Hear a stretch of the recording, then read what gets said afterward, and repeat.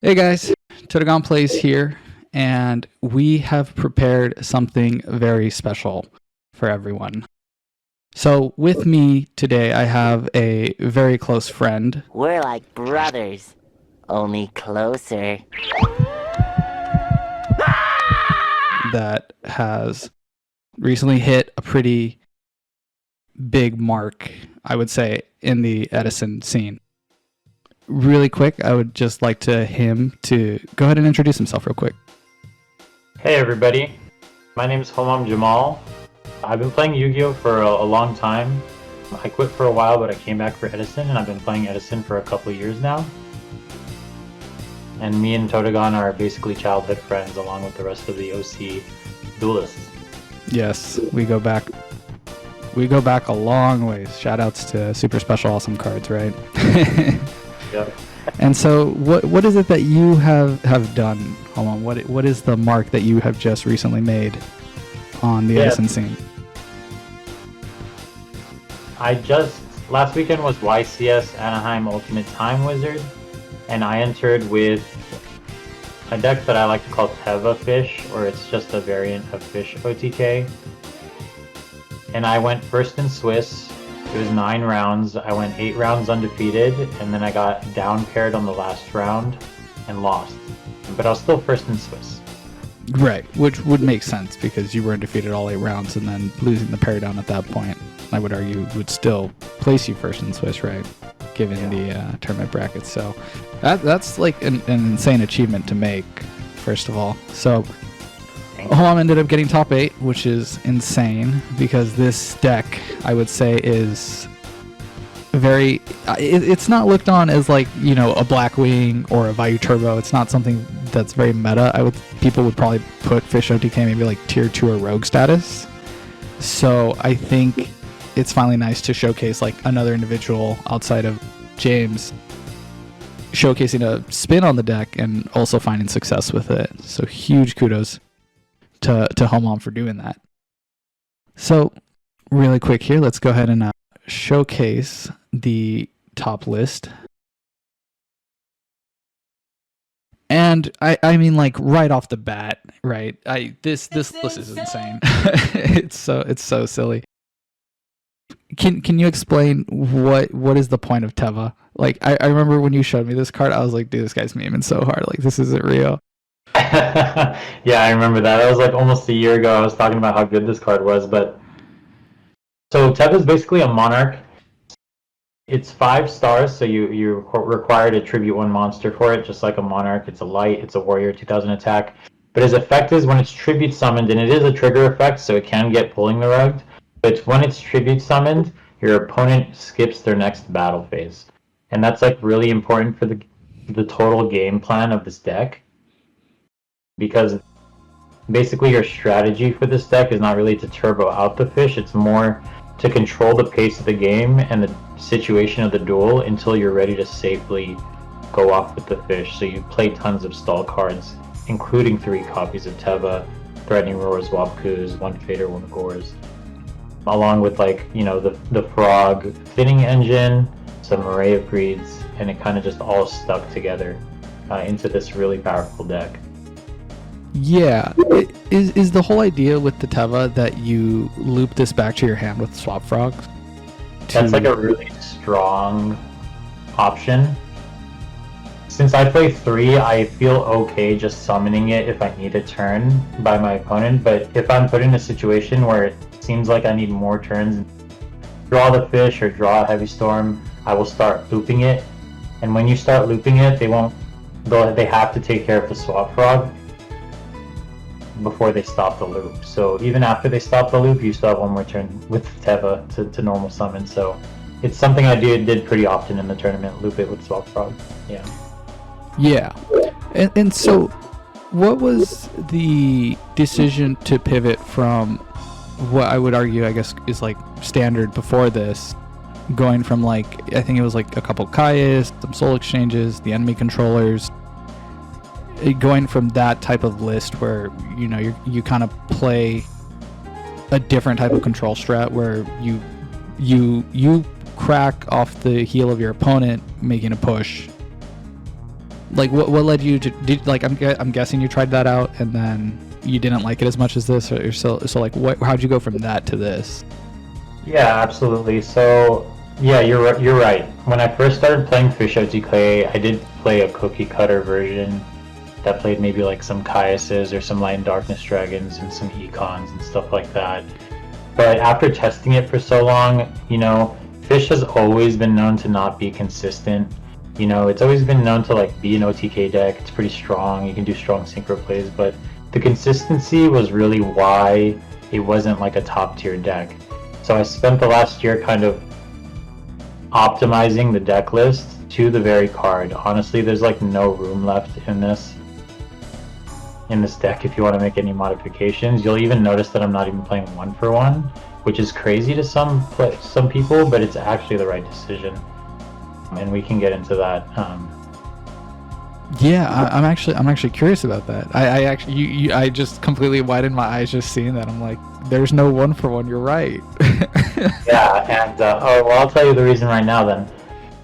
So, Dupe Block is not really a very useful tool in this deck. I mean, obviously I'm going to go for it if it helps me out. It's good against most matchups, but a lot of the time you spend a lot of cards in your hand. You spend the 1-for-1, you discard a monster just so you can get this Dupe Block off, and most of the time you're just going to get like Brain Control Caius or something, and you're not going to get your Swap Frogs back.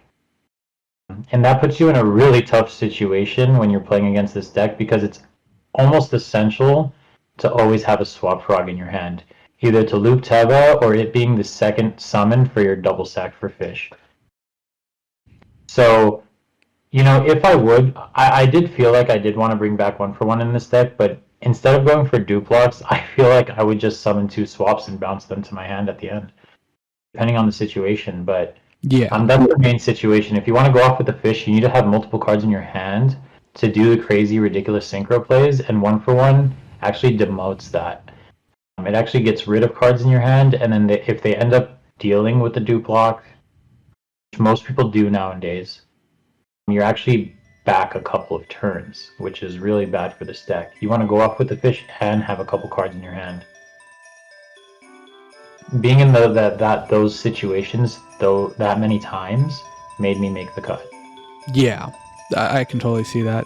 I think especially with this one relying a lot more heavily on Swap Frog, I would argue, compared to Monarchs, since Monarchs, it's like more of a plus that you get to bounce them back to your hand, but this, you kind of need the Teva to go back to your hand, so like it kind of seems like every turn you're basically cycling your draw to stun your opponent for another turn.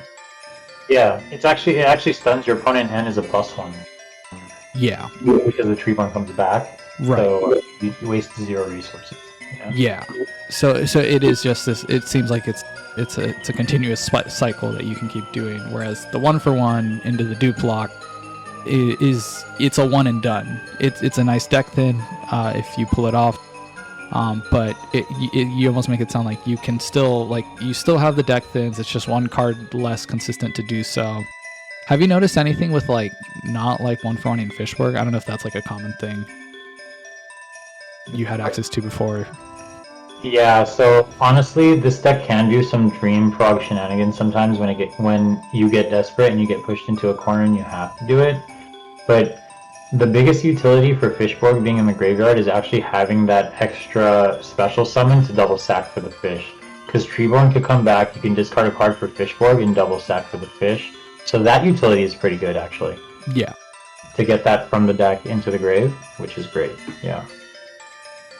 So, every other week I always, think maybe I should just play 1-for-1 and just go for a Substitute and get 2 swaps and bounce them both to my hand instead of Wabaku.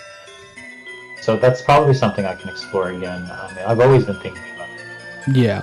It could also be like just 42 cards with a 1-for-1. I don't know. Until you figure out something that you don't like to cut. I know a lot of times when people test lists, they're always like, oh, we got to keep it at max ratios and have the highest chance of being optimal. But I feel like a 2% cut, at least while you're trying to figure out what's the weakest link, I always feel like that's fine to do, especially for testing. The other question I had here. I think James makes an argument of playing Tongyo over Metabo Shark. Is that something that you like try to mess with? I did. Yeah. Yeah. So I actually know James. We talked at Arbet New York and had a conversation about this Teva deck because I went X2 in New York and missed top 16 with this almost the same deck. And although it plays around bottomless, which is the main reason why you played it, and it's still the other guy, I think it is extremely crucial to have this normal summon effect in your deck. So although this deck has gotten to be quite consistent, you're gonna have bad hands sometimes. You're gonna draw double Oystermeister sometimes. Sometimes you're gonna have all your fish targets in the graveyard because you drew so bad. And this basically puts you back in the game. It turns back on the combo. So if you have two Oystermeisters in the grave or an Oystermeister and a Murray, you can normal summon this, put those back in your deck, so later when you fish, you can actually pull your synchro combos off. That's why I also play Pot of Avarice too. It's kind of like an emergency Pot of Avarice. Sometimes I use it to Pot of Greed when I do the Duplock, but I mainly wanted to just keep my fish targets in my deck. And it's really important because the more fish targets you draw, the less combo routes you have. So it's actually quite a complicated deck. Yeah. I kind of picture, I feel like something like Pot of Avarice and the normal summon effect of Metabo Shark would be good. I think I played this deck, I think once. I played the Tongyo version. And I think during that locals, I did run into that issue where by the time I got to the point where I could summon the big fish, I had burned through like 2 Oystermeisters and I think my eel. Like I think those were just out. And so I think from the things I could summon, I definitely felt like I wish I had those back in the deck to summon out to finish the push. Because I don't think what I was able to summon was able to like get me there. So I can totally understand why this effect is worth playing into bottomless if you have to summon this off of the big fish. Yeah, and it's very rare I do go off under back row. It's only when I'm pushed into a corner I'll go off. Other than that, I really True Nade or Trap Stun or heavy before anyways, so it doesn't really matter if he has bottomless. And if I raw normal summon this and I get to put back 2 fish from my grave to the deck, and he uses his bottomless on that normal summon, that's great. I think that's a great trade. Yeah, I would take that every time. The other interesting cards here, I don't think Threatening Roar and Wabakus tend to be pretty standard, right? I think those are more common in the Turbo Frog list. And I guess while talking, like comparing this to like Turbo Frog, I'm guessing you've played a lot of Turbo Frog. I'm kind of curious how you feel about how that Turbo Rocket Frog list compares to this. Yeah, so it was actually because of the Turbo Rocket Frog build that I got third at that Harbet with, is why I play so many of these like battle traps. It made me realize how broken Threatening Roar and Wabaku is in frogs. Just in Monarchs decks and frog decks in general. Because really, if you're playing frogs, you have one normal summon. It's usually a Monarch, and if they stop it, you don't really have a play, and you're really susceptible to like getting killed unless you have a Battlefield or Boars.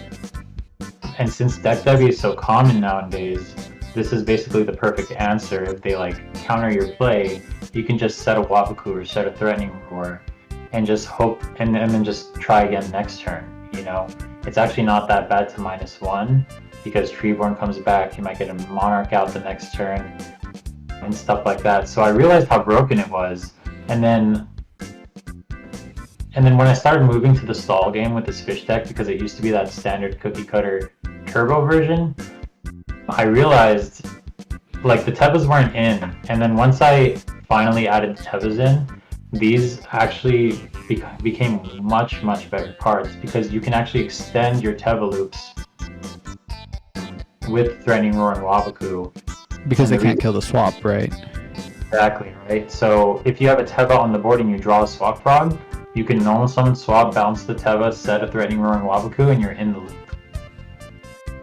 which is great. Yeah, because these are draws. It's continuing to thin out the deck, trying to find pieces here, and you've essentially figured out a cycle to do it. Which I would agree, the paradigm or the ideas that I've always heard of when it comes to trying to beat standard frog decks is just try to aggro. Just try to deliver as much damage as you can. Try to push for lethal and play as aggressively as possible, because you don't want them to set up, and you kind of just have to put them on like better have Battle Fader, better have Gores, and it kind of seems like at this point you're going against, like, you're doing everything you can to go not let them do that with like the 3 Threatenings, the 2 Wabakus, the 1 Fader, the 1 Gores, and the 3 Tevas with the loop. Yeah, exactly. Yeah, and that's exactly it.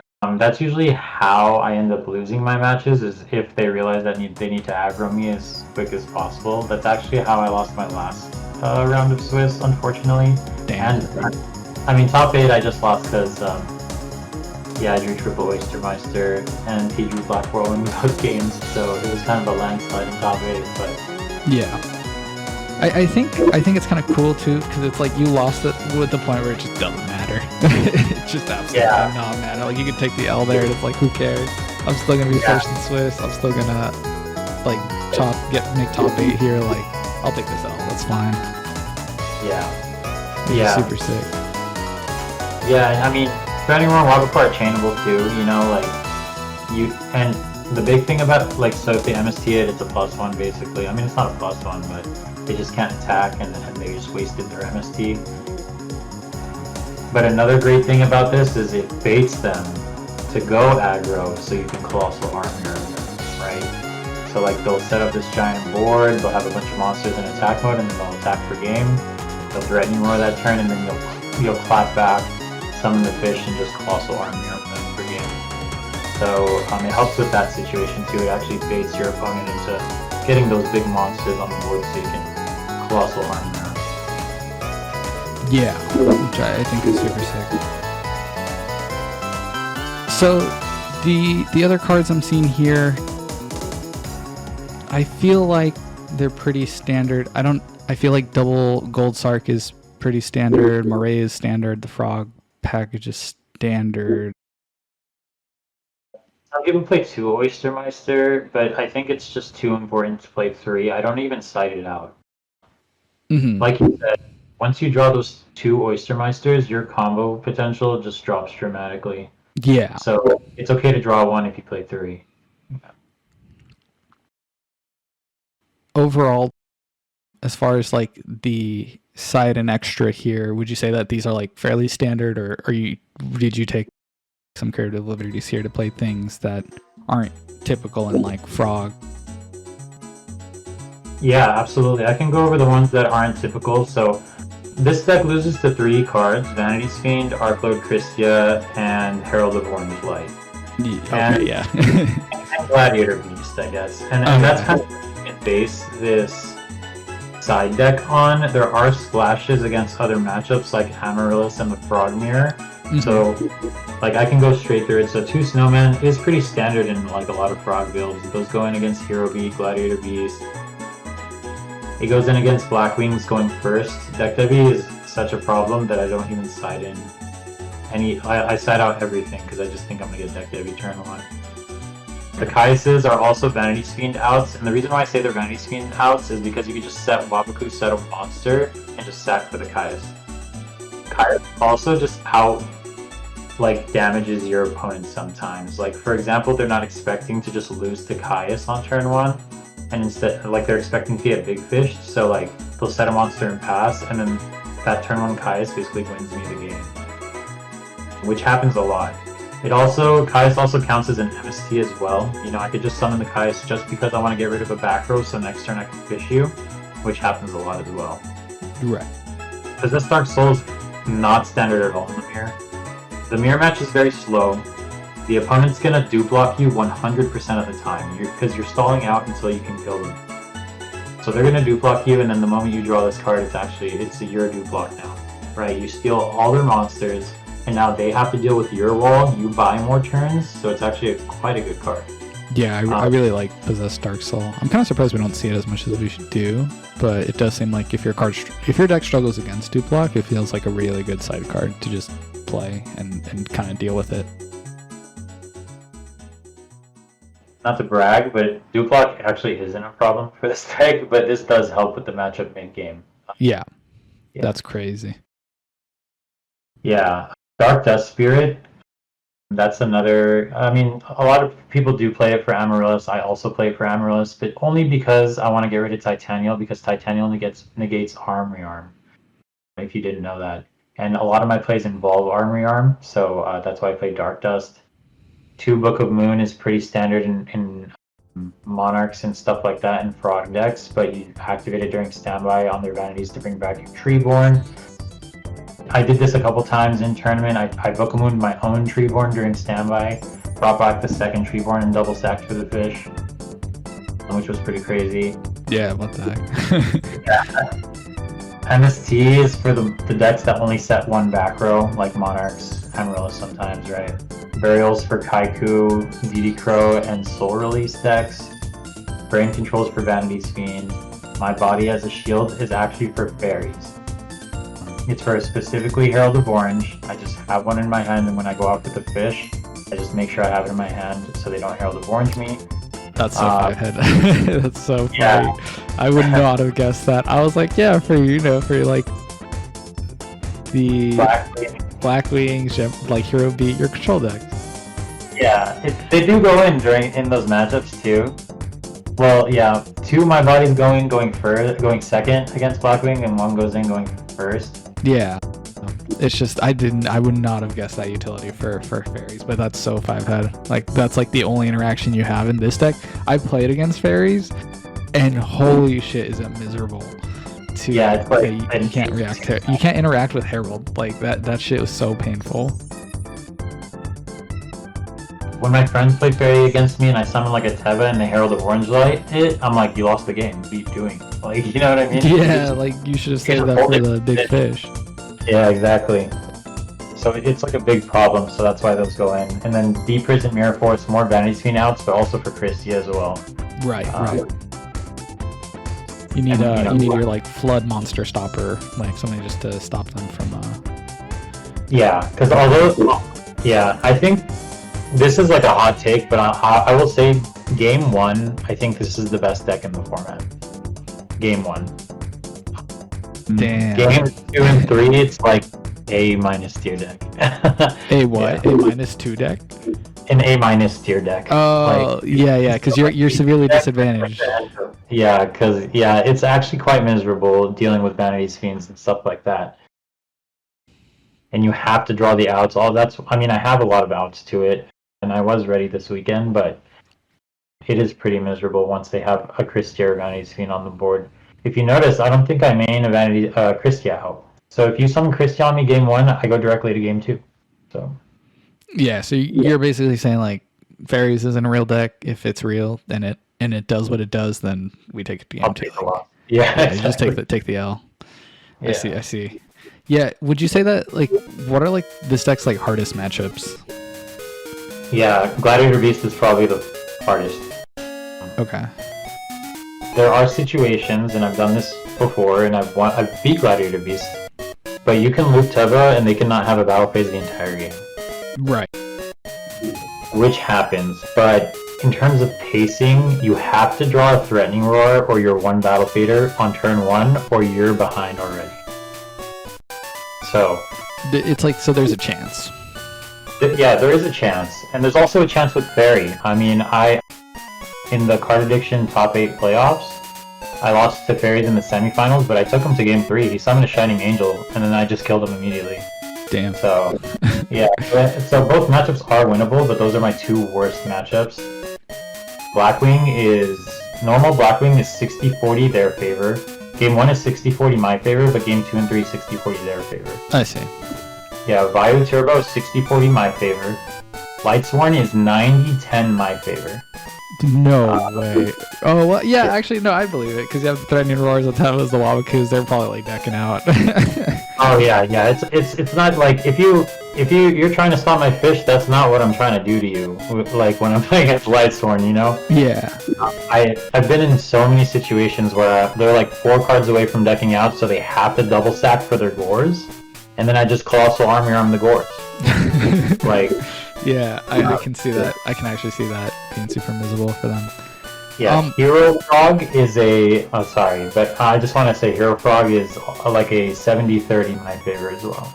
Okay. Yeah. No. And that's actually what I was about to ask. I'm like, so what are the metas? Like, what has to be in rotation for you to be like, oh, this deck is like going to stomp this meta? Like, and it kind of sounds like it's Lightsworns, Hero Frog, and if like Black Wings and Bayou Turbos are around, it's like it's tolerable. Like it almost sounds like it's coin flip, like because of games 2 and 3, like, and the fact that your favorite game 1, it feels like it comes down to like 50-50, which I mean, like I'll take that. Like that's pretty good. Yeah, exactly. As long as I get that game 1 win, which is more often than not, it's totally tolerable. In formats where like GBs were running around like about a month ago after New York, that's the time where you shouldn't be playing this deck. When like fairies and GBs are running around, but around the time where like, you know, Hero Frogs are the best deck, you know, they're the S tier deck, then that is the perfect time because the top 3 decks are a 70-30 matchup, a 60-40 matchup, and then a 40-60 matchup. I might even call it 50-50, to be honest. Yeah. And it's kind of interesting. I feel like against Hero Frogs, people might think about, and I don't know if this is right or not, like if people are playing Hero Frog, would people think that like, oh, I need to play like a bully deck to bully them out, so like they might play Lightsworns, or is that still not like, is Hero Frog also like poorly favored? Yeah, Hero Frog has a better matchup against Lightsworn. Are you saying that? Is that what you're saying? Hero Frogs versus Lightsworn? Yeah, exactly. Like, would people rationally come to the conclusion that like they should play Lightsworn if Hero Frogs are around, or is that not like that? There's no way, like the Lightsworns aren't winning.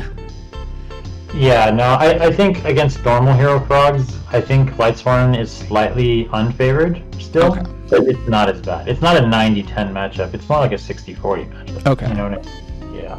Right. Okay, that's that's sick. That's super sick. And so Homam has graciously provided his side patterns. We got Black Wings going first, and so I see here we are cutting a Teva, a Moray, Battle Fader, Avarice, Wildcountry, Wrath Stun to put in 2 Snowman Eater, Brain Con, 2 My Bodies, and Mirror Force. It almost seems like if I had to guess here for going first, the My Bodies I'm guessing are just for generic things and deck devastation. And Snowman Eaters I feel like are a good wall. Yeah, the My Bodies are just good against deck devi. They're good against Icarus attack, so those always go in. The Snowmans, if you just draw it turn 1, you just set it. Other than that, they just get Marais breeded back away because I don't want to get deck devied. Oh, that's not turn. Yeah, if it's not turn 1. Caius is actually good sometimes. Sometimes I'll just side in 1 My Body and 1 Caius. Some situations. Going first. I mean, yeah, going first. something I'm a little curious about, because I do see like I see like 6 potential cards here that you could also put in, right? I feel like you could put in 2 Caius, 2 books, 1 MST, 1 D prison, and like that seems like those are pretty good. Do you generally try to follow like a paradigm of like, oh, I only want to put in like so many cards and I don't want to like over disrupt my deck? Yeah, I found that anything more than siding in and out 5 cards will have that effect of disrupting the deck. And like, here's the thing: when you think about your game plans, MST is not gonna. MST is in the side deck because I want to get rid of your 1 back row for decks that set 1 back row. So cards like Trap Stun and Heavy and True Nate stay in. and my body goes in because you can play into multiple back row. MST, like if you draw it, it's kind of a dead card if they have 3 back row. I'm too afraid to go in if you have 1 back row. You know what I mean? So Right. See, I have like caveman brain, and I'm just like Black Whirlwind, MST must play MST. Yeah, trust me. People have double and triple whirlwinded me and still lost those games. And it happens extremely often. Black Whirlwind actually is not that bad of a card for me unless I drew bad. But if I have a solid hand and they open double whirlwind, I don't think they're winning that game. Right. And I guess that just comes because the nature of how Fish OTK wins, it's not like a grind deck. It's just a completely like just OTK. Like I don't care about how many cards in your hand. I don't care what you have on the field. Well, I guess you care in the sense of like you just want them to have something like over like 1800 attack or more, right? Yeah. To just exactly. Crash. Exactly. Or you can do plays to kill them in 1 turn, like on damage, but. And it's especially promoted to do that against Blackwings because of Kaloot. Kaloot damage can actually get you out of Colossal Arm range. A lot of the times I try to set up a board where I like trap stun them so they have a back row, so I can just push into your life without worrying about gores, you know what I mean? And it usually ends with like a Mistworm bouncing your 3 monsters or something like that.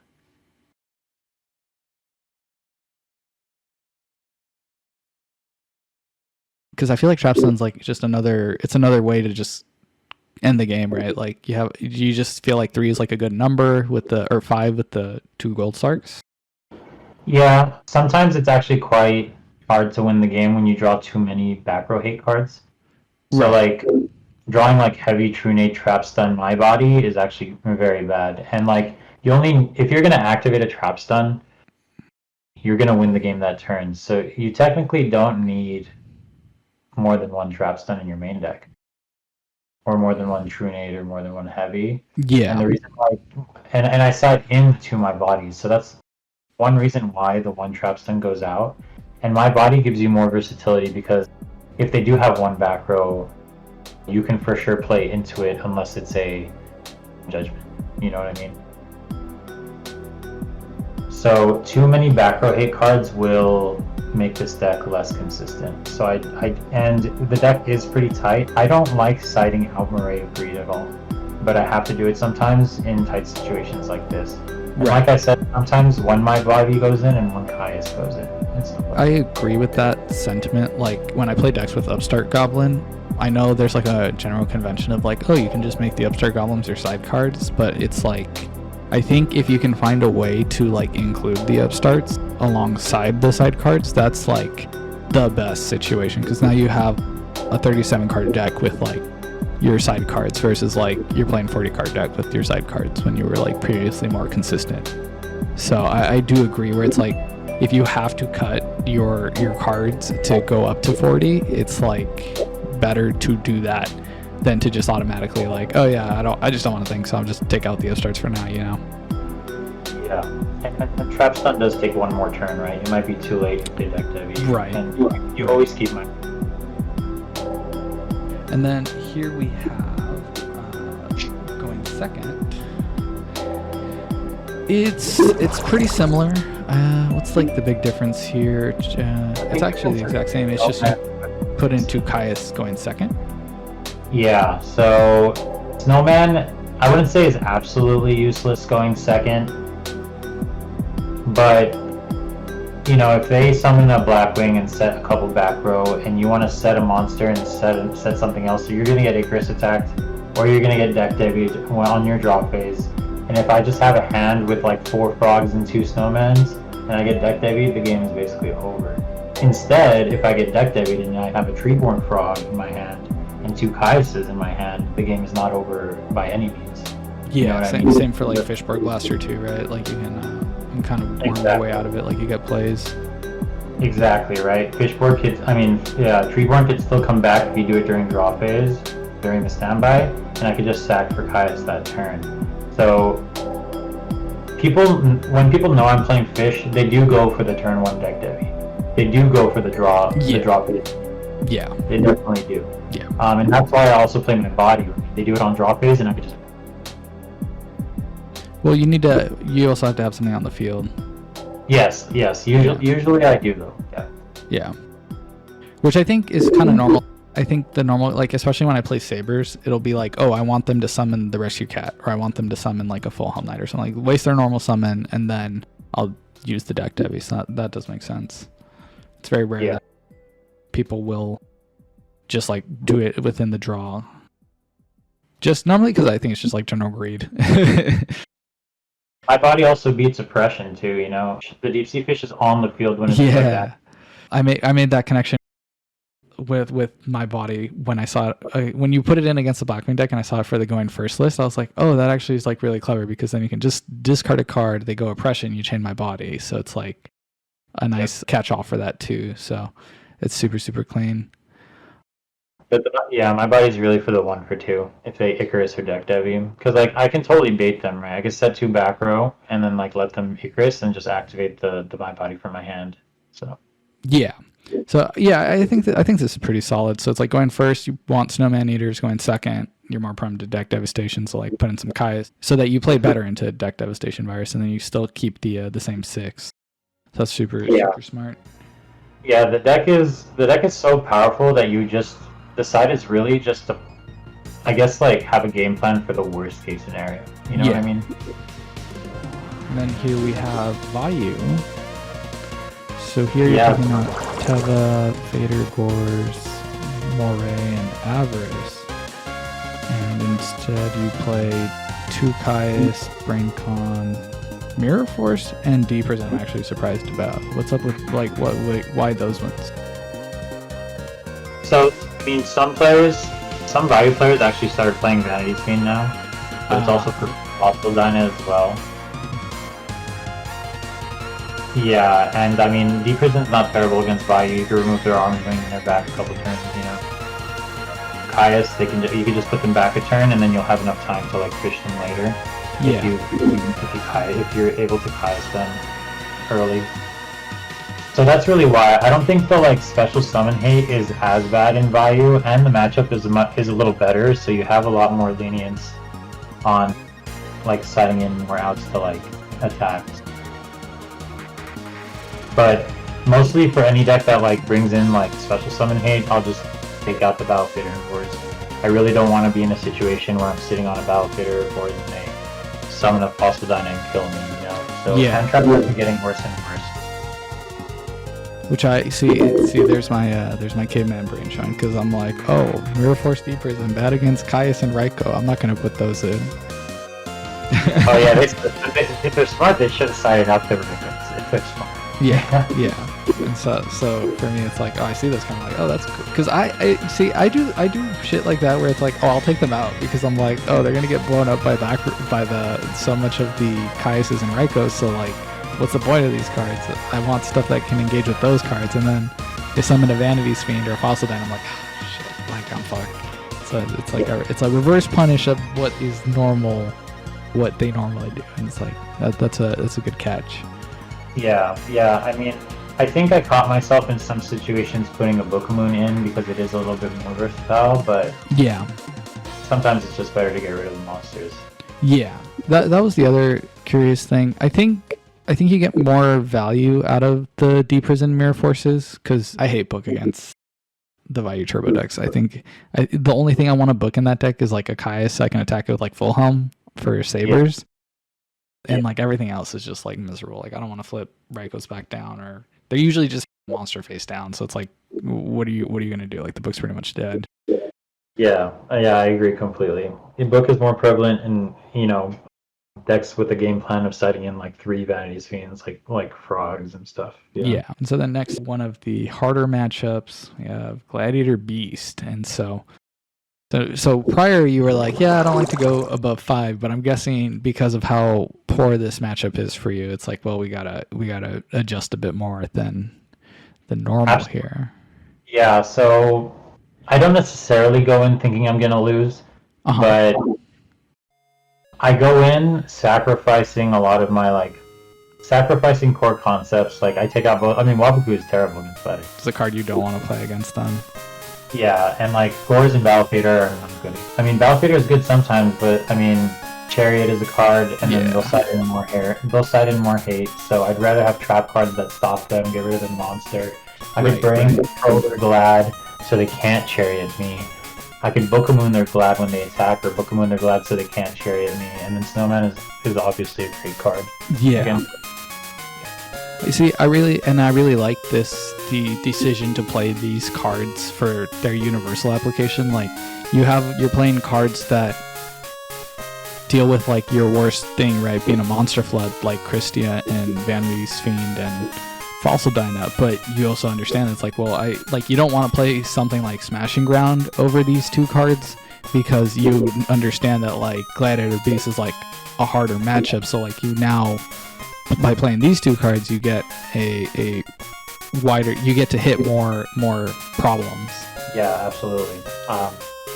Yeah, keeping your deck, keeping your side deck versatile, especially for those matchups that are really bad, is really important. Yeah, so it's like you really, it does feel like you're getting a lot of value out of like a lot of the side deck cards here, which is like really cool to see. I think here I'm kind of curious about like why no My Bodies and MST, because I feel like against Glads, if they're like setting, you can kind of guess where the Chariot is after like a resolution and they get it back with the Quest. And then My Bodies just seem like a strong card against Gazaris and Murmillo. Yeah, so the issue is that Geyseris and Murmillo is not in issue when they're going off. I mean, Rediari is the issue.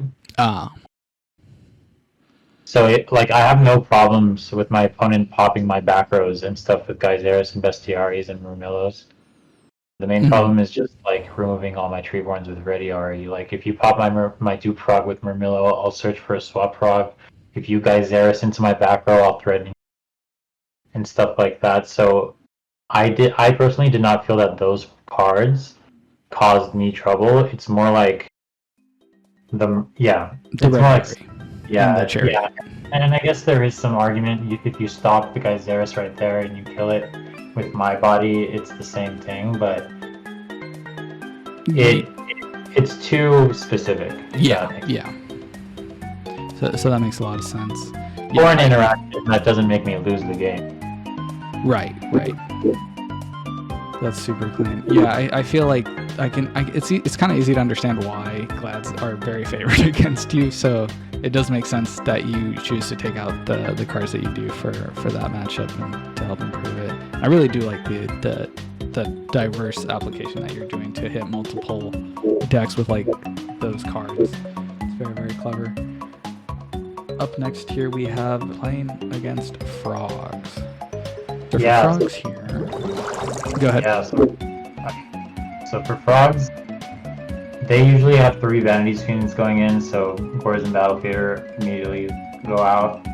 Also, I get rid of a lot of back row hate. I get rid of my Trap Stuns, my Trunade. I put in MST, I keep the Heavy Storm in.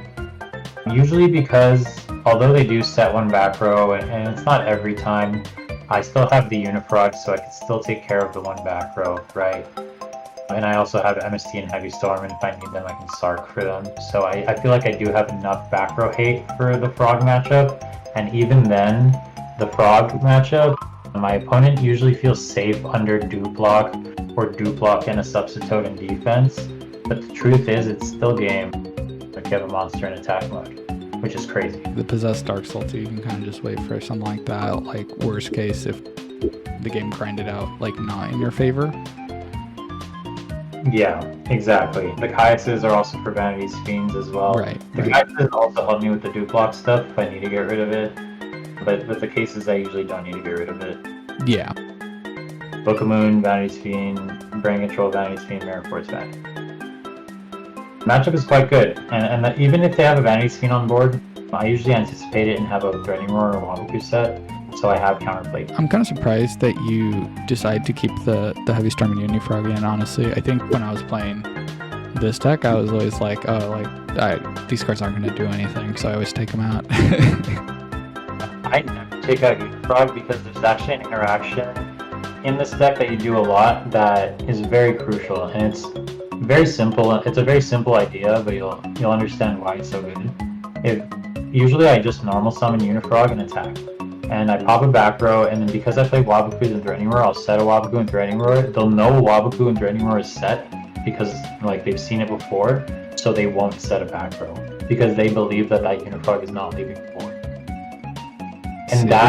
and that baits me into killing my opponent. You know what I mean? Yeah. Like it baits my opponent so I can kill them. Even if they do have one of my matches, that exact situation happened where I had a Unifrog in a Waboku set, and he decided not to set the compulse, and I killed him because of it. So. That's so funny. Dude, he sets the clock. He puts the clock for your opponents to think like, oh man, I'm dead in 20 turns. So, we gotta bide my time. I can't waste this compulse and this Caius on this Unifrog. That's crazy. Yeah, them thinking that they're being resourceful actually costs them the game usually.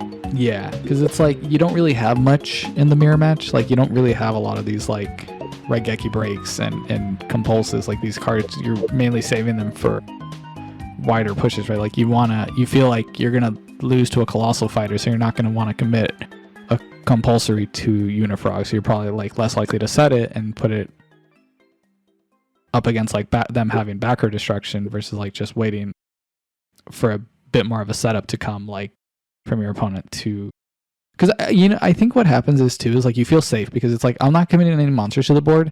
They won't have soul exchange. They have to get to a point where they have like a 2-monster setup, and then I'll set the compulse and put them on like better habit. Whereas like your deck doesn't do that, so you get to capitalize on them like not being proactive, thinking that they're playing around your enemy controllers and soul exchanges when it's like you don't have any, you know? Yeah, exactly. Yeah, and the matchup is very slow, you know. Usually it's very common for the first like 2 or 3 turns of the match to go pass turn, you know, because you're trying not to Caius each other, right? But I actually have the luxury of summoning a Teva Raw and swinging for 2,000 into a Gores. You get that luxury with this deck because you're safe for the next turn. Yeah, exactly. That's super sick. Yeah, I can easily see why something like this would have a much better matchup into Hero Frogs. Like I think the Turbo Frog deck also is like more favored into the Frogs, right? Like it just does better with like a longer grind. A little bit. Yeah, but the Turbo Frog deck loses to Vanity's Fiend even worse. I see. And it mains Light and Darkness Dragon too, which is bad in the mirror match. The next deck we have here, and I believe this is the last one, is Hero Beat. Hero Beat is like your general strategy, I guess, for control type decks. If they're like super heavy backer decks, you'd probably want to do something like this. Very similar to GB. Very similar to decks that side in Fossil Dyna, right? You don't side in all your outs to Fossil Dyna, but you do side in cards that will help you with the matchup. Book a Moon's really good with against Zero, because you can just Book a Moon it, and when you can get rid of it. Sometimes you'll set up a Colacap board early, and their only out to it is activate Miracle Fusion to make a 0, and then activate Miracle Fusion again. So make a second 0 and clear your board. And if you set Book a Moon, you'll like get them really hard. Because the moment they activate a second Miracle, you can Book a Moon the 0, and they can't Raigeki. I think recently I just learned about the like, if you book it and you destroy it face down, it doesn't resolve, which is just so mind-boggling to me. I'm like, I did not know that was a thing. Just so. Oh, really? Yeah, I was just always under the pressure, like it's a graveyard effect, so like you remove it from the field, regardless of it's face up or face down, because I think that's how it works in current. If I'm recalling it right, it's like you can book it in current, but it's gonna go off. And this is like an Edison thing. Yeah, absolutely. I mean, there was a game against a Diva Hero Beat guy that I had to brain control his 0 and then Book a Moon it on my side of the field and then double stack for the fish. Holy shit! And that works. That works. What the fuck? That's so crazy. Yeah, I'm almost curious to why not both my bodies? Is that just it's like too much again? Like you feel like you have enough? Yeah, it doesn't come up enough. I already have a decent matchup. You know, I could just sit on a Duke Frog in defense forever. I could preemptively set a trap stun, summon a Unifrog attack. They can activate a trap, I'll trap stun, and it's a 1 for 2. I get like 2 back row for that. So already it's a really good matchup, so I don't need as many like Gemini Spark outs, if that makes sense. Yeah, I see. Yeah, although Gemini Spark is a problem against Trap Stun, to be honest. Like if you really wanted to, maybe you could cut a Trap Stun out of here, because you don't want to flip Trap Stun and go off against your lead. Only if they don't have an alias. Yeah. Like you kind of feel like you need to like bait out the alias somehow, or like maybe you trap stun and then like flip a Snowman Eater or something, or like you flip a Snowman Eater and then you chain trap stun if they have like a spark. Yeah. Kind of you can kind of set it up in an interesting way. Snowman's really good too. You can not loop it, but you can bounce it to your hand multiple times and reset it. It's pretty cool. All right. So I genuinely really like Fish OTK. I think it's like one of the more fun decks that you can play in Edison format.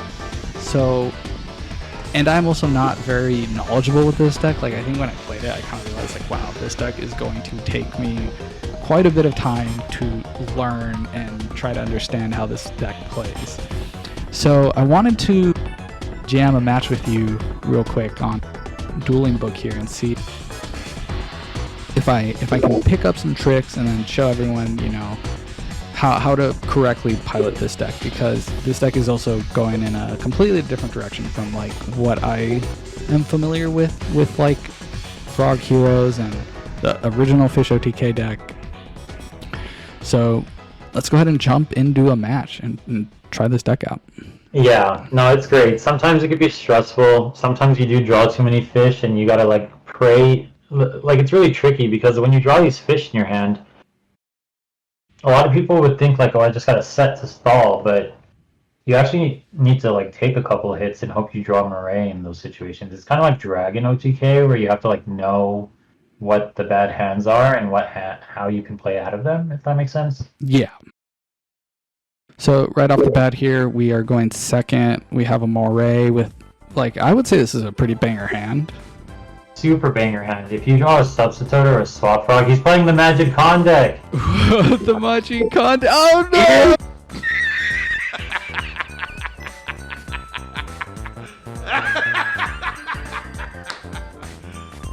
You serious? Oh no! Holy shit! Wait, are we screwed?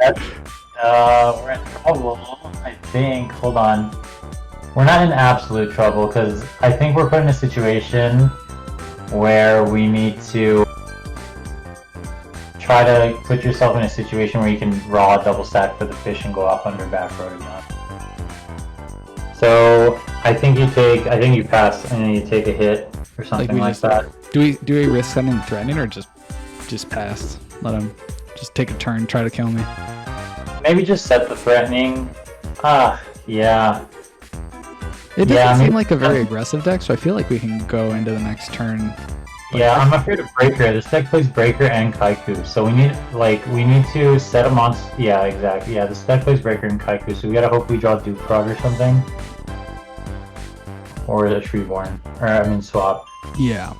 So we'll play it slow. Let him build up resources here, and if we watch him have like a Rodicre in the back. Yeah. He's through combo. Whoa, what Magicon plays that, right? Yeah, this is Magicon's deck. Yeah. Is this thing at 2k? No, right? No, it's 16. Or No, 16. Take 16. Yeah, if you draw Teva, it's good, but he can make an Arcanite Magician if he wants to play around it. This is rough. Oh, it doesn't do anything right now. Yeah. Do you feel like we should maybe just set the Unifrog and set the T-Roar, because it almost feels like at this point we need that Unifrog to resolve? So like we might as well just play into like it resolving or lose anyways, I guess. Yeah, either set the Unifrog or set the Oyster. If you set the Oyster and set there anymore and he doesn't Arcanite you, you have a chance of winning, because you could draw Teva, sack for the Oyster, get a token, and then the following turn fish. I see. Okay, but let's try it. Yeah, because I think that's like an actual like winning line versus like the Unifrog doesn't really. It like lets me resolve a heavy and Murray. You If draw, we have a you're frog, more likely yeah. to draw a frog. Yeah. I just think he's gonna Arcanite you. Yeah, you could set Uni and set Threatening, but I think he's gonna go Arcanite top 2. We're gonna chain Threatening. I think that's what will end up happening. Okay. What do you think? I mean, we could set the Unifrog and hope we drop it. Hope he doesn't pop it. Yeah. Yeah, because it's the same. It's the same situation for both. I guess it's like we lose if he pops it anyways. Yeah. Which he's Okay. gonna do. But we also don't die. What if we just set the T-Roar and pass? Is that crazy? Maybe. Hero is really important here to get the double stack off. If you draw another Threatening Roar, you're in shape, but Arcanite Magician is gonna be your demise right here. He's definitely Arcaniting next turn. So. Yeah. So like, you think so? You would just set Oystermeister. You wouldn't set a Threatening Roar. That's all you would do. And that, we wouldn't die necessarily. You could set Oyster and hope he Arcanites it, and you get a token off the Arcanite. And hope he Arcanites it. Because if you Arcanites the Oystermeister, you get an Oyster token. What? Because it was. Oh. Okay. Let's see. Maybe he will. Maybe don't do it. He's getting mad. Let's see if he does. Is it Arcanite? Oh my gosh, Breaker. Okay. Where's he breaking? No, I think he's just saying like he gets the token. Oh, he's going into battle. Yeah, he's just going to battle. Damn. Okay. Okay. No, we're taking 3K here. Now we're taking 3K. I mean, this deck. This hand would have been crazy if Secret Village didn't go off. Yeah, this was like the most unfortunate situation. I feel like that's a curse. I feel like that always happens. Yeah. No. Okay. We'll I guess we should still try here. So. That Threatening Roar, yeah. Yeah. And watch him at end phase. Okay. Flip decree. Dude, if he actually he just Arcanite me in phase 2, that's the issue. It's kind of crazy because it's like if we just had a swap frog or If a we had substitute, just, like we were in it. Like it opened the game wide up. Yeah. I can't believe he did that. Oh, that not a is frog. great. Wait, what the fuck? We can't respect the back row, right? I feel like the line is something like, what, you want to go straight into like a dupe and then flip the Union attack? That's what I feel like it has to be, right? Yeah. It's either that or we do swap frog. But it's too risky, right? Alright, well, let's go ahead and like normal summon this. Yeah, we gotta start with step 1 here.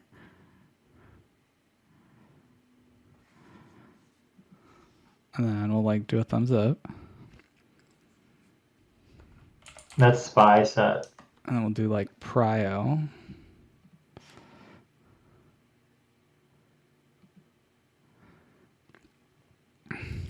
Dude, we were so dead for the beginning. No, okay. Alright. That's wraps. That's wraps. Alright, what do we side against? Kai seems really good. Caius? Yes, Kai seems decent. It's always going to be a 1 for 2 against him. Maybe MST going first for the because we need our spells live, right? Or no? See what you're saying. Because Secret Village, Caius isn't out to Secret Village as well, so. Ooh, should we put in the Snowman Eaters? He plays Spy and Descendant. What else does he play? Breaker, Kaiku. Yeah, it makes sense. Yeah, maybe you do put him in. He plays Kaiku. That's scary. You think these 4? Yeah, definitely no spells. No spells. Oh, you're saying like so don't play MST like as a potential counter because it'll just be a dead draw if it resolves. What do you think of, like the Deep Prison Mirror Force? Mirror Force seems good. He probably sides Fossil Dyna. I would probably bring in the Deep Prison as well. You cut Murray, Pot of Avarice. You cut maybe even a sarcophagus. That's I don't want to do that, but I get it. Of Secret Village, right? Like that thing punishes us so hard, so we probably need to cripple our consistency to find it. Well, we're going first, I guess. we are. You cut a Teva. You're setting in 2 Kai's. He probably has Dyna going in. So, oh, he also plays Vanity Fiend actually. At least Magic Condos. So set out Battle Fader and worse.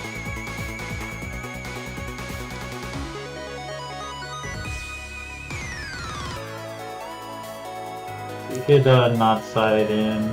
Like a Wabaku maybe. Yeah, Wabaku. Yeah. And then it's this deck is you always go first, right? Yeah. This Always. isn't we never go second here. Oh, we gotta use. This hand's so good if he doesn't have Secret Village. Oh man. The line is like, you can Murray, but like I don't want it. you can set Treeborn and then sack for Teva and then sack for Fish. But if he has Village, it's pretty bad. Yeah. So what do you want to do? You have 2 options. Does Magic Con play 3 Secret Village, 3 Terraforming? Like, what are the ratios? It's raw 3 Secret Village. No Terraform. It's 33%, dude. I feel like we put him on better habit. Yeah. Okay. You better have it. Like, he opened it once already, and I'll say, like, fuck it. What are the odds he opens it, like, twice in a row here? Yeah, and he's not gonna Kaiku, so unless he has like Cyber Dread and Kaiku, that would be nice. Yeah, which I mean, we can't. I don't think we can really play around Cyber Dragon Kaiku. Yeah. Defender, the Magical Warrior. He's defending. Oh man, dude, I feel like he's gonna flip it now. Don't do it, no. Oh god. Oh. Okay, yes. okay, we're good. Yes. Yes. Oh, let's go. oh, I think. Yeah. Start. I think we use the heavy. We bring back the Treeborn. So let's see. Does he have a crow maybe? No, it's coming out. It's coming out. Yeah, we gotta use the heavy before he draws the Secret Village. Mass. Oh, we have heavy. Okay. Do we Unifrog here? No, right? We heavy and Teva. We heavy Teva attack, right? Sorry, I'm like totally backseat killing you. Sorry. No, but that's kind of the point here. I think we heavy. I think we don't respect Starlight Road. Right? Yeah. I don't think you ever respect Starlight Road here. Oh, does the... No. Do you want a Marie? Marie to see what we draw first? Or no, you want the Frog, or do you want the Unifrog? Well, if we should heavy first. Let's see what happens, because then we can array it away if it resolves. Yeah, if you have Starlight, we can array it away as well. Okay.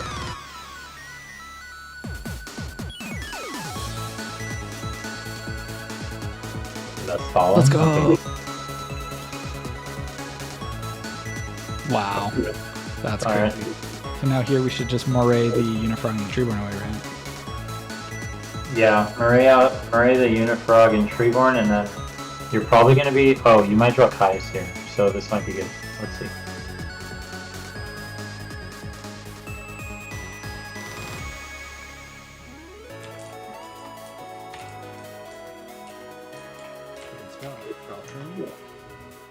Oh. Oh, wait, hold on. I think this is game. This is game. Special the swap? Let me double check that this is game. It should be game. This is double army arm colossal. So you want to do it? So Yeah. Keep that. Fuck yeah. I mean, that's what this deck does. Yep. Let's do it. Let's make him rage. All right, so we're gonna special the swap, discarding the. Do we have enough cards? Yeah, you should. Okay, and then do we declare effect? Yeah, just. Yeah, just in case. After the cola count resolves, you will have 1 card in hand. It should be enough. Okay. Does this can't send Fishburg, right? It has to send like a frog. It's that, yeah, that would be insane. What do we want? Does it matter? Just send In case he has substitute. Crow. Send Treeborn. Send Treeborn. Even okay. And Alright, then, double stack for the Fish. Contribute this and this, and I think the better thing to keep is Caius, right? Or is it Teva? Oh, they're both leaving. Yeah. Oh, okay. So we'll declare effect here. And then this is Fishborg, Fishborg, Oyster, Oyster. Fishborg. Fishborg. Where's the other Fishborg? Oyster, Oyster. Oh shit! I think I see it. Okay, so these two. Does the order matter? You have to keep not really, because you're just gonna keep attaching the armory arms. I usually would say keep the tokens in mind, but you're just making armory arms, so you'll get the monster slot back anyways. Okay, so we'll go ahead and do armory arm. Yeah, make sure you make the last armory arm. Yeah, this is good. Yeah, make armory arm. And then we'll get a token. And then attach the armory arm. And we'll target.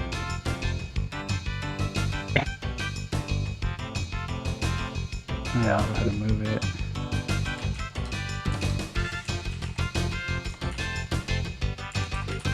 Attach to Defender. Then Fishborg. Discard for Fishborg. And then we'll declare this.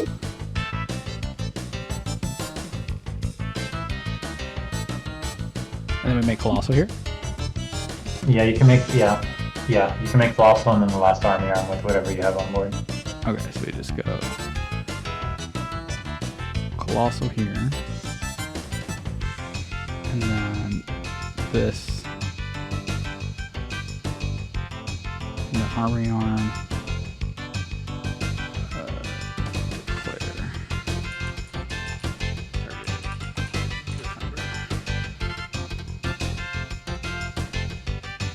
Alright, I'm just crashing twice, and that's the game. Takes 56 twice. And then declare.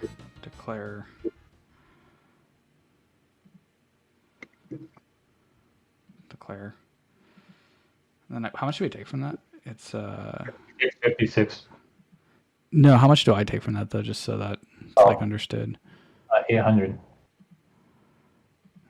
You take 800.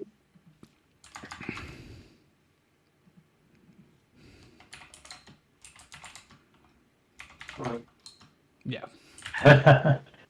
Oh, that's so nice, dude! I'm so happy that we can actually show that off for the video. That's so sick. Do we want to change anything if we're going first? I would probably say that we probably want to cut Gold Sarks, right? We have the Caiuses though, Yeah. and we have Unifrog. Yeah. We could cut one. We could put maybe a Gore's back or something. The reason you said to cut it is because of Dinah and Vanity's Fiend. Dinah and Vanity's Fiend? Yeah. We could put Wabaku back in. And cut a Sark. Or should we? Do you like leaving it as is? Should we just leave it as is? Fuck it. Yeah, let's try it. He's not gonna draw it. It's fine. Yeah. He won't draw it twice in one match. He won't open it, surely. He plays 3. Maybe he sided some out. The game plan for this deck. Oh, that's very fair. Yeah. Yeah, you might think this is like Monarchs. Alright, no spells in hand, that's a good sign. So we don't get punished by it. Yeah.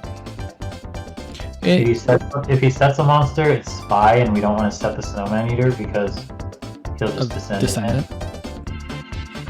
And so then that also, if they set a monster, you don't want to set T-Bird either. Oh my god. Holy shit. Okay, so we just set Snowman Eater. That's why the Snowman went. Oh my god, dude. This is why the Snowman won it. So we just set Snowman, right? Yeah, set Snowman. Nothing else. We're just passing. Yeah.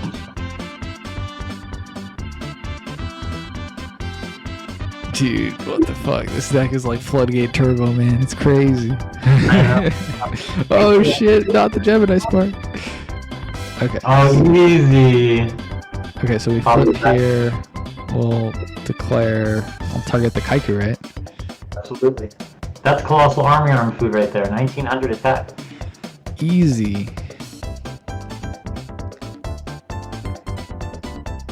Look at this. See, this is the advantage of playing in slow decks. Mask of Restrict. God damn it. Alright. This is gonna be a while. He doesn't have. He needs to draw a tuner. Do we set anything, or are we just sitting just directly on the Snowman Eater, like, until we're until next turn?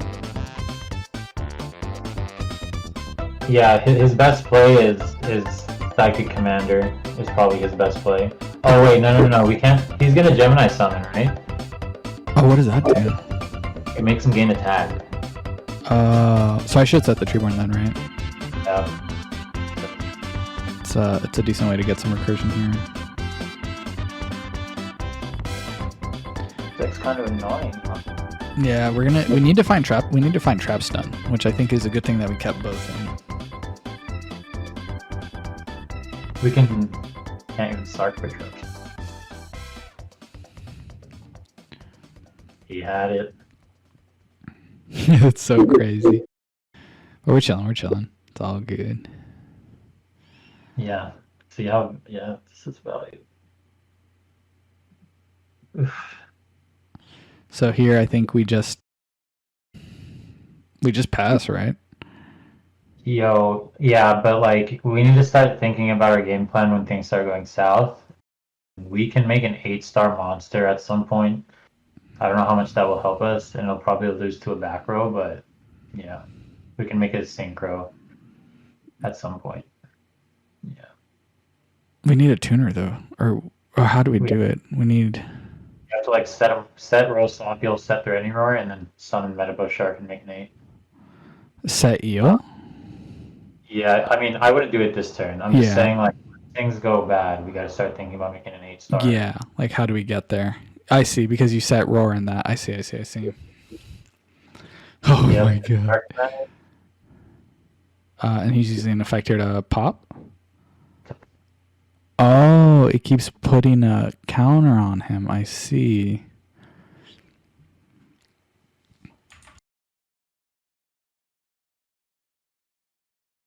Come on, trap's done. Start. That's a That dead. card's so good if we can get rid of that Crusader. We can get. I mean, we technically can. No, it's not. Do you want to try to get rid of the Crusader? Oh, he has Master. God. Yeah, we can't tribute.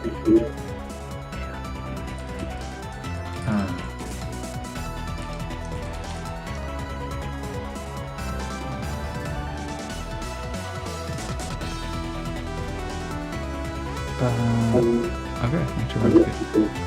So I think now we do think, what is it? Set Royal Swampy, you'll set 1 tier or 2? 1. So we will set our eel, and we will set our T-roar. So hopefully this works out okay. Really? No, I missed you. Just that this hand is being nuts.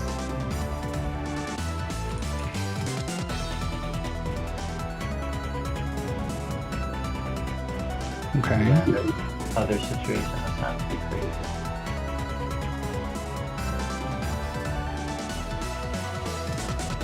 Three counters. It's big. Does he gain it permanently? It says until the end phase, so he just has. Oh, I see. Okay, so let's go ahead and draw. Oh, dang. Oh, wait, never mind. Dang. Master Restrict is terrible. Do you want to go for the 8-star? I feel like we don't have any other choice, right? What would it be? Thought Roller. You think it's Thought Ruler? I don't think it's Stardust because you could crash with stuff. You think it's He plays 3D Prison as well and 2 Compulsion. Okay. I just watched the YouTube video. So. Yeah, like it's probably a floodgate out of the game. Yeah. We'll see.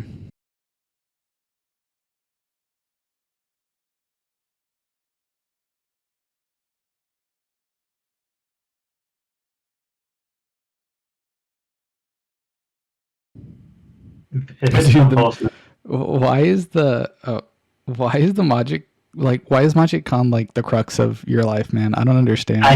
Like, what the fuck are the odds that like we make a video and then it's like, oh, the Magic Con deck is like what we play against in ranked? Like, what the fuck?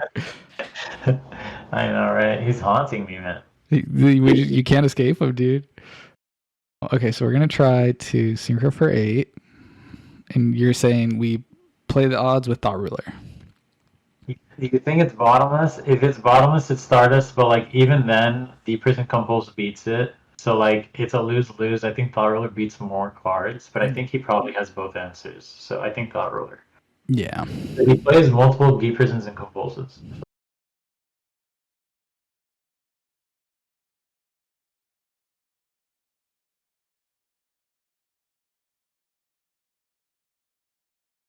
No, Alright. he's too confident. No, he's too confident. All right. I think we Yeah. attacked him like Psychic Commander, right? Yeah, he probably attack the he plays 3 Psychic Commander, 1 Krebons, or something like that. And we just need to try to turn off Arcanite. Yeah, Mirror There. Force, damn. Alright. We could take a hit, I think. Yeah. Threatening, no. We just gotta hope we draw Trap Stun next turn, set threatening, set Trap Stun, and then we're back in the game. Yeah.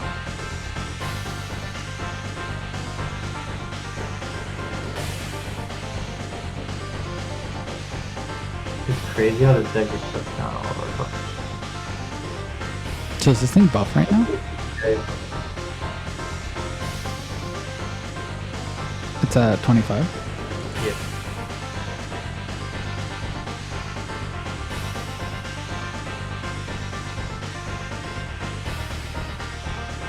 Hey, that's something.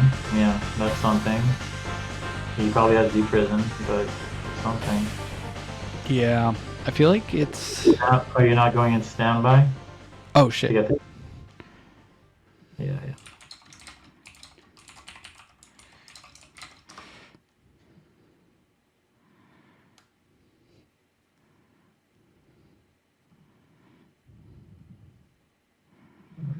Yeah, he definitely has Deep Prison, this guy.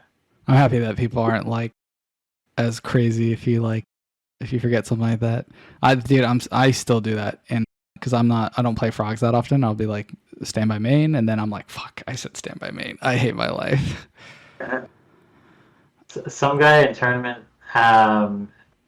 forgot to attack, and he's like, "Can I please attack?" And then I like thought about it for a while, and then I finally said yes, and he was like, "Never mind." It's he was like, so "What funny. Anymore was active." Do we just try to unifrog here? Yeah, it's gonna get Deep Prison. I mean, we have to, right? We're Yeah. basically lose. We can't really play around much here. Yeah. Damn, Master Restrict was pretty bad.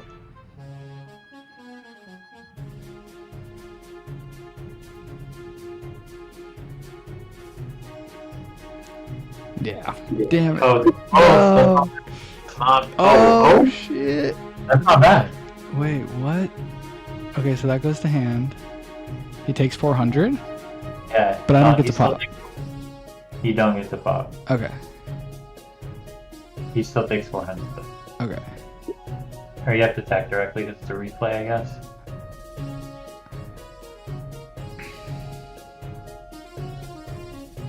See, this is why Threatening Roar and Waboku is so good, right? Because you can now set Threatening.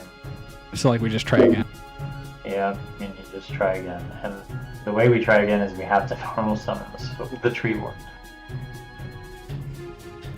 We just have to normal summon the Treeborn, right? Unless we draw Swap Like, Frog. a different frog, yeah.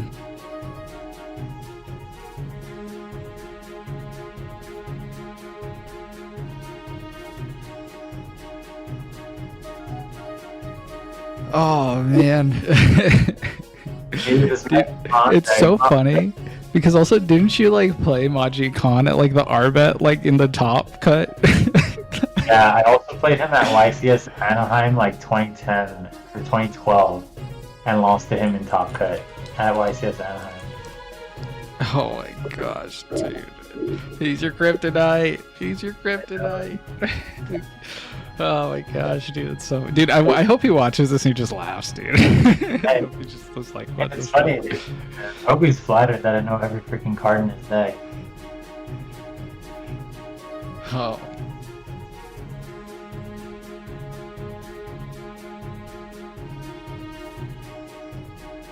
What's No. this? What is this? Oh, it's Arcanine. It's Arcanite, yeah. Damn. Goodbye, Unifrost. I mean, that's the right play, so. Yeah, Trap stuff. unfortunately. I mean, we live. Yeah. It's more turn. Yeah, and it's just like a 14 beat. I think we live maybe even 2 turns. Oh my god. Oh no. Oh my gosh, dude. I can.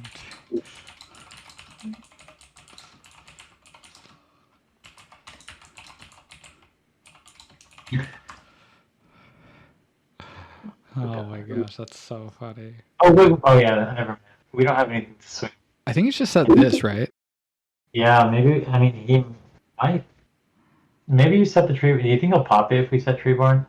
Maybe. Oh, no, you know what we should do? We should just set this and set a, like a back row. Because then he might think like, oh, I should pop the Moray. Yeah, let's try it. I think you go for this line. We're so dead. And then we have to sacrifice that we're never going to resolve a Treeborn here. Because I think he'd make the assumption here, like, oh, I bounced a Treeborn back, so like I'm just going to pop the back row. Oh no. Ooh. Dang it. He attacks, yes. Okay. Well, this stalled one turn. Yeah. Pretty good. Dude, if Massive Restrict wasn't there. We just need turns. We just need turns.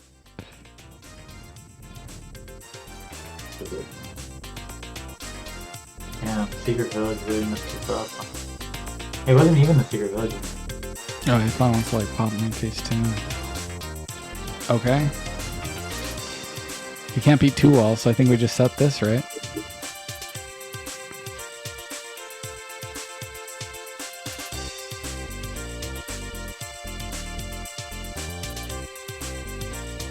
It's like exactly Trap Stun will get us out of this. Yeah, we just need trap stud. We just need the stud. Okay. Yes. Oh, Yes. please. Yes, possible Dino. We can deck him out, actually. Dude, that would be so fucking funny. And he can't even honest. Oh my gosh, he can't even honest his Crusader because he has 100 attack. We're getting turns. We get turns. Oh yes, I can't believe this is happening. Oh my Oh god. my god. Oh my gosh. Okay, do we set that now? So if we set it now, what we have to do next turn is activate the Trap Stun, sack for Kai's to remove Secret Village and Heavy. That's what we have to do. That's pretty good. Yeah. That is pretty So- good. Do we set Yeah, so- Treeborn? Yeah, probably. Okay. Yeah. We'll try to do some setup here. Man. Alright, let's see. He needs Solemn. He needs like Solemn in the back row. Does Magicom play like Dark Bribes? Or like 7 tools? No, he plays Solomon. Okay.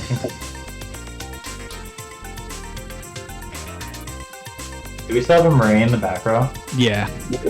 Oh gosh. Oh, we have Heavy anyways. Yeah, it's gonna get heavy. Oh, this card is for someone. You can remove. Oh, what the fuck? That's broken. That's okay though, right? Yeah, I think no. Oh, no, we just because we back lost our tribute. Well, shit. Oh, hold on. Are we getting punished because I set the Moray? I think we're getting punished because I set the Moray. It's not over. What are you thinking? You could summon the Meister. Wait. Damn. I think I punted this one because I set the Murray and in hopes to bait. I feel like that's Yeah, yeah, you probably shouldn't have done that. Yeah. Because you lost out your three-horn. I think for now we just set Oystermeister, just keep trying to bluff 2Ks.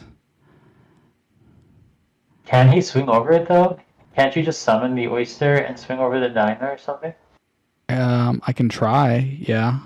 And then he'll like activate a trap, right? Yeah.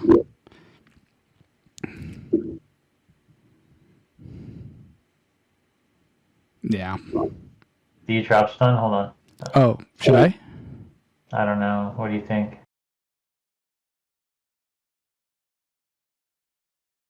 I don't know, man. I feel like we need that to win the game. I think we have to just take it. We still live. I think we still live. He just needs another monster. But like, I feel like if we use the traps and we're just not, we can't win. Right? We need to. Quick one the game. Like, I think we die here. Unfortunately. It's okay. This was kind of a bad matchup anyway. Dude, it was the floodgate. Like, you just had to stun this deck completely. Oh my gosh, yeah, I totally forgot about that. Yeah. Or 2K. That's game. 2K. Damn. Okay. Oh my goodness, dude. That was miserable. That was. Well, we could have won, which is important. Yeah, if I didn't set the Murray. But dude, I feel like I get the same amount of technical ability. Like, your micro decisions with this feel the same as X-Sabers in that, like, if you set a card like Moray of Greed and attempt to bluff your opponent, that has the capacity to just throw the whole game. You threw because you made that one decision, you know? And it's like a lot of decks don't have that, which make, I think, things like this and X-Sabers like much harder to be good at, like, right off rip, compared to things like Black Wings and Bayou Turbo and Hero Frog. Yeah, absolutely. And yeah, it's exactly that. This is the kind of deck is if you make a crucial mistake, you'll end up losing the game. For example, if you go off with fish and you realize you don't have enough pieces to do the right combo you were thinking of. Yeah. That happens sometimes when you first start off with this deck. That's why when you set the Murray, I was like, locking out Treeborn is always not good. But yeah. Damn. But I just felt, it was like, man, we're so far behind, and I feel like I need to bluff like a real back row and see if they'll respond to it appropriately, you know? And unfortunately, I also forgot that Defender's like a card that they play, so like they're not gonna respect Mirror Force because the Defender will protect it. But now it's like, now I know. Just don't set it and just keep trying to buy as much time as you can, and if you get there, you get there, and if you don't, you don't. And unfortunately, that seemed like the instance where it's like we would have gone there because we found the stupid trap stun, and so I could have just gone like trap stun, try to summon the Treeborn back in Caius. Just crazy. I think that was a good showcase of like what the deck can do, and kind of shows that like the deck's super technical to pilot. And I think it's one that should be good. Right. It's been a pleasure, Homam. I really appreciate you taking the time to come and talk about Fish OTK. I'm sure people will learn a lot from this video. I learned a lot from just that one match alone with you piloting the deck. That would have taken me like so much longer if I was by myself. yeah, definitely. You know, once you practice this deck enough, you can recognize the game they have strong, right? Like when you saw me say, well, that's game because you just know something. You find yourself in that position very often. Yeah. And sorry this couldn't have a better showing because of Secret Village. I mean, we did have insane hands about Secret Village. Yeah. Which is crazy. Outside of that, do you have any shout outs you want to give before we head out? Yeah, shout outs to Totogon. Make sure you subscribe. Everybody from Card Addiction, Swagger. Shout out to E3 Yu-Gi-Oh! Yeah. Shout out to my mom. Shout out to Paul. Paul. Good old Paul. Yeah, I gotta Yep, shout out. And yeah, basically the Edison community. This is the best format of Yu-Gi-Oh! And I love the community that plays it. So shout out to everybody out. Awesome. Well, with that, guys, we're heading off for the night. Peace.